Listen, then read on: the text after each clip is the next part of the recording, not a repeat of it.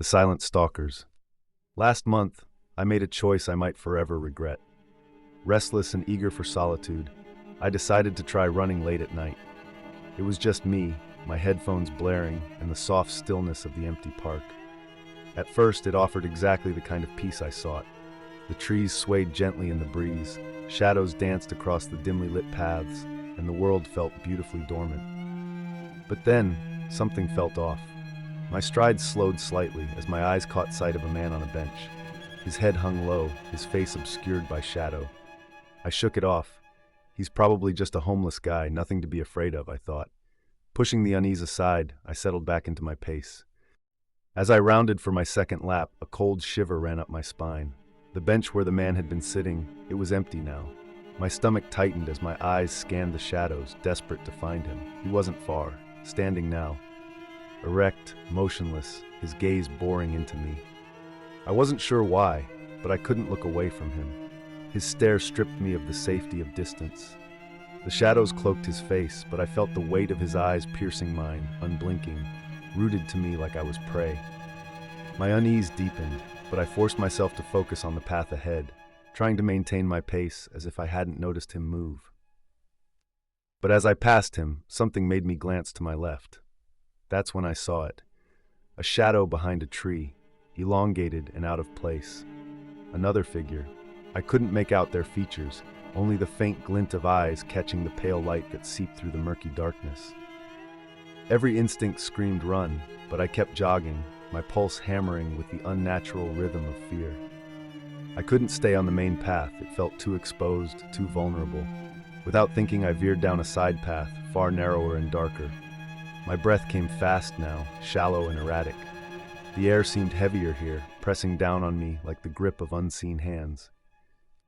As I rounded the corner at top speed, I came to a jarring halt. Time seemed to freeze.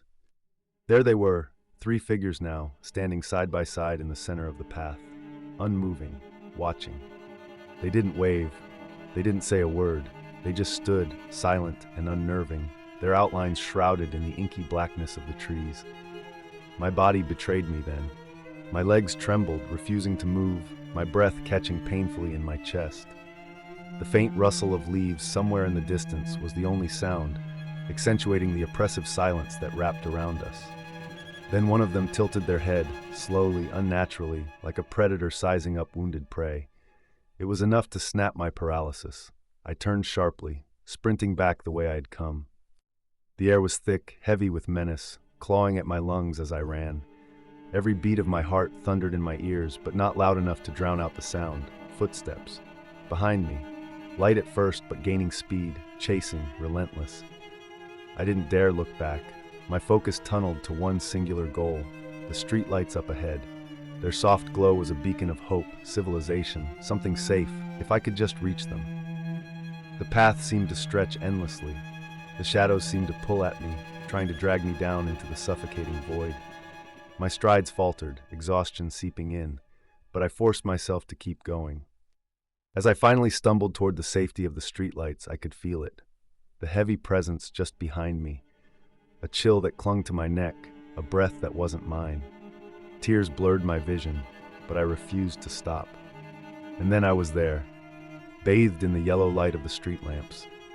My lungs burned as I turned around, instinct urging me to face whatever had chased me. The park stretched before me, silent and empty. The bench was vacant. The trees stood tall and still, their secrets locked behind their dark silhouettes.